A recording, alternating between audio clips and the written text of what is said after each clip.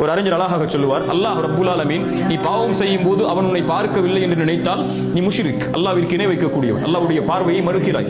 ஆனால் அல்லாஹ் ரப்புல் ஆலமீன் நீ செய்யக்கூடிய பாவத்தை பார்க்கிறான் என்று தெரிந்தும் நீ பாவம் செய்தால் அல்லாஹ்வை உன்னை பார்ப்பவர்களிலேயே கடைசி தரமுடையவனாக மாற்றி விடாதே என்று ஒரு முஃமின் இதைத்தான் பயப்படுவார். ரசூலுல்லாஹி ஸல்லல்லாஹு அலைஹி வஸல்லம் ஒரு அழகிய நிகழ்வை சொன்னார்கள்.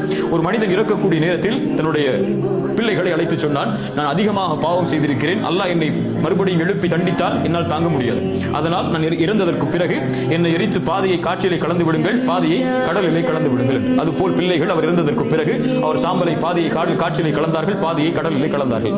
அல்லாஹ் ரப்புல் ஆலமீன் அவனை ஒன்று கூட்டினான். அல்லாஹ் அவனை பார்த்து கேட்டான், ஏன் செய்தாய் இதை என்று. அவன் என்ன சொன்னான் தெரியுமா? யா அல்லாஹ் இவ்வளவு பெரிய பாவம் செய்திருக்கிறேன், இவ்வளவு பெரிய குற்றம் செய்திருக்கிறேன் என்றெல்லாம் சொல்லவில்லை. யா அல்லாஹ் உன் பயம் என்று சொன்னான். மகாஃபத்துக யா ரப், உன் பயம் யா அல்லாஹ். அல்லாஹ் ரப்புல் ஆலமீன் சொன்னான், உன் பாவத்தை நான் மன்னித்து விட்டேன் என்று.